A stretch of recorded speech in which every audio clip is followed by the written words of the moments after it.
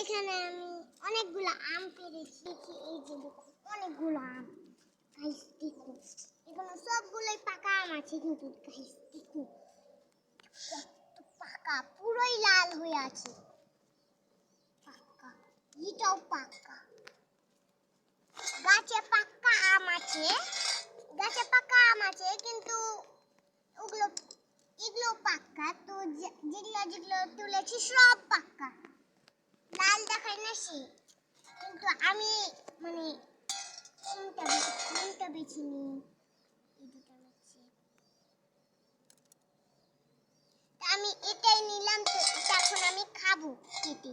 এই যে এখানে আমি দুই পিস কেটে নিয়েছি, তো দেখুন গাইস কত পাকা, দেখে খেতে মন যাচ্ছে আমার।